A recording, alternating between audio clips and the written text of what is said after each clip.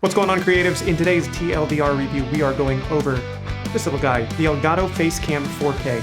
It's a fairly small, compact webcam with some very interesting features that we've got to go over. Now, I'm going to do my best to go through all of the features and test this camera as fast as possible for you, but there are two tests that we have to go over that could be a make it or break it for you, so let's get into it. First off, in the box, you'll get the webcam, obviously. You'll get the screen attachment. This is a 1/4 mount on the bottom of the camera that screws into the screen attachment. So if you want to mount this camera to a tripod, you've got a 1/4 on the bottom of the camera that you can attach to a tripod or a camera stand that may be off of your desk. This is a USB-C webcam, so you get a USB-C cable that's 6 feet long, and you get a USB-A adapter. Overall, the build quality is very nice. It is made of plastic, so this is probably going to be best if you are used to setting your camera up and staying in the same setup, but it is made of plastic, so if you're traveling, you're going to want to be a little bit careful with it. One interesting feature about this camera is that it has a built-in 49mm filter thread on the front of this. Now, this could be kind of gimmicky, but one thing I think could be very useful is if you wear glasses, you can attach a polarized filter over to the front of this and cut down on some of that glare. So I think there is some use to this 49mm filter thread that's attached to the front of the camera. There is no way to shut the camera off physically if you want a privacy screen. So it does not come with a lens cap or any kind of way to physically shut the camera off when you're not using it. You will need to unplug it if you're concerned about privacy.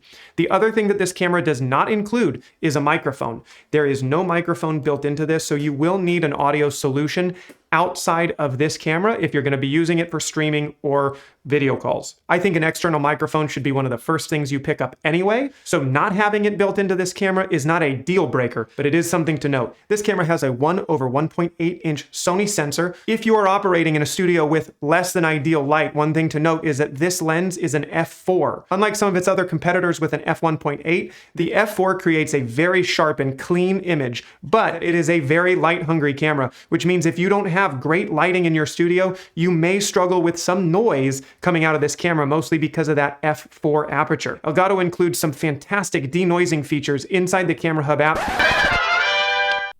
Holy camera noise, Batman!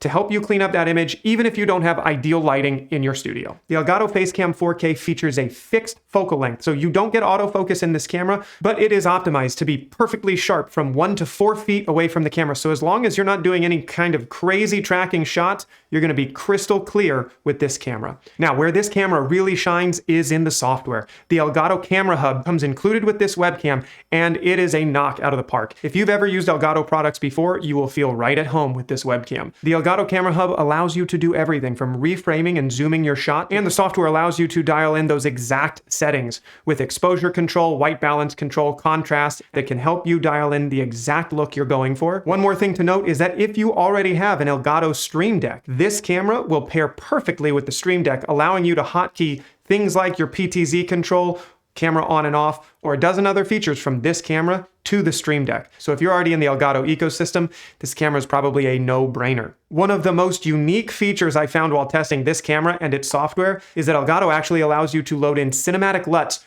into the software and onto this camera. That allows you to perfectly color match this camera to any other camera that you have in your studio. One caveat to the LUT control is that you will have to be on their virtual webcam, which does drop your resolution from the full 4K 60 frames per second down to a 1080 signal. And this is what the Elgato looks like straight out of camera. Now, I did go into the Camera Hub software and I pulled the automatic exposure down 1/3 of a stop. It was blowing out my face just a little bit too much, so I brought the exposure down just a little bit in the app. Now, I can't test the audio, obviously, because there's no built-in microphone, so this is still my professional studio microphone that you're hearing me through. The Camera Hub's default noise reduction is set to low. So this is what the image looks like with low noise reduction. And this is what the image looks like with no noise reduction. If we switch from the Elgato Facecam 4K's camera input to its virtual webcam, that gives us access to all the LUT features that are built into the software. And you can see right away that we can add those onto the image, and you can really fine-tune some interesting looks with just a couple of clicks.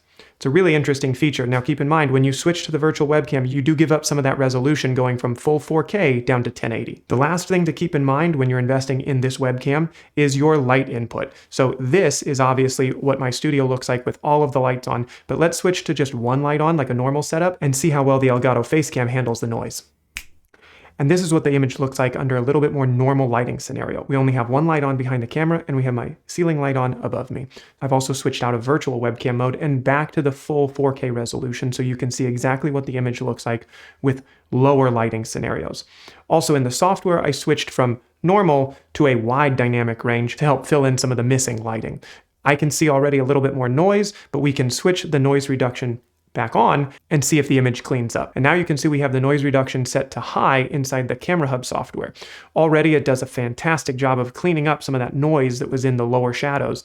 And I think the image looks a lot better this way. So if you're dealing with less than ideal lighting situations, this might be the way to go. So my overall thoughts on the Elgato Facecam 4K. It's a fantastic camera if you're already in the Elgato ecosystem.